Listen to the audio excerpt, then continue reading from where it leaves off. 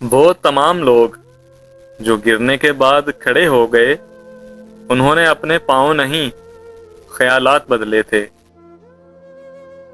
انسان چہروں سے محبت کرنا چھوڑ دے تو بڑے بڑے پچھتاووں سے نکل آئے۔ جب ہم بڑے ہو جاتے ہیں تب ہمارے رونے سے مسائل حل نہیں ہوتے۔ دشمن ایک بھی بہت ہے اور دوست زیادہ بھی تھوڑے ہیں۔ جنہیں آپ کو غلط ہی سمجھنا ہے، وہ لوگ آپ کی خاموشی کا بھی غلط ہی مطلب لیں گے۔ زبردستی محبت یا عزت نہیں کروائی جاتی، بلکہ محبت اور عزت کے قابل ہونا پڑتا ہے۔ دنیا کے لیے آپ ایک شخص ہیں، لیکن اپنے گھر والوں کے لیے آپ پوری دنیا ہیں۔ اپنا خیال رکھیں۔ جتنا آپ کے پاس ہے اس سے کم دکھاؤ، اور جتنا آپ جانتے ہو اس سے کم بولو۔ زندگی میں ایک کلیہ بنا لیں، کچھ بھی بن جائیں، مگر بے فیض انسان نہ بنیں۔ درخت جب بے فیض ہو جائے تو چولہے میں جونک دیا جاتا ہے۔ اگر آپ زندہ ہیں تو غلط فیصلوں کی مخالفت کریں، جی حضوری کرنا چھوڑ دیں۔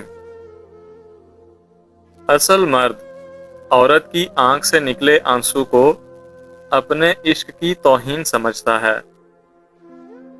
دنیا کو خریدنا بیوقوف لوگوں کی تجارت ہے۔ کبھی کبھی دور بھی ہونا چاہیے، کیونکہ دور ہو جانے سے نفرتوں کی میل اتر جاتی ہے اور محبت کی صورت واضح نظر آنے لگتی ہے۔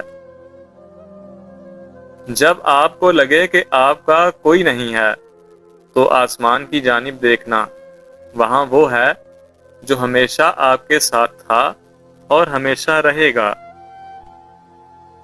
کسی کو اخلاق میں شکست دینا جنگ میں شکست دینے سے بڑی جیت ہے۔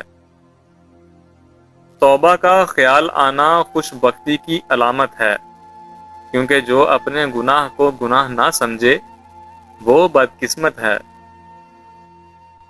ہنسی کے پیچھے کا درد، غصے کے پیچھے کا پیار اور خاموش رہنے کی وجہ ہر کوئی نہیں سمجھ سکتا۔ غلطی اسی سے ہوتی ہے جو محنت کرتا ہے۔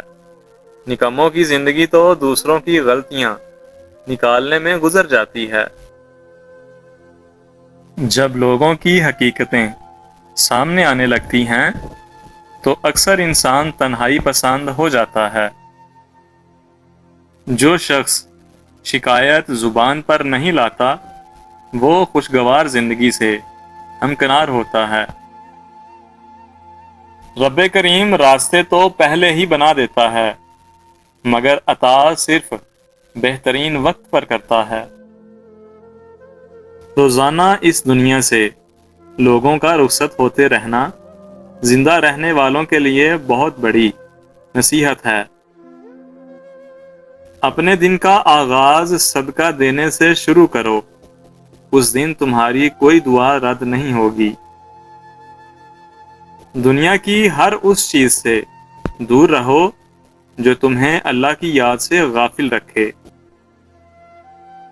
باپ کے فیصلے کو اپنا نصیب مان کر خاموش ہو جانے والی ذات کو بیٹی کہتے ہیں۔ دولت سے مالا مال ہونا چاہتے ہو تو یا رزاق کاغذ پر لکھ کر اپنی جیب میں رکھ کے چلو۔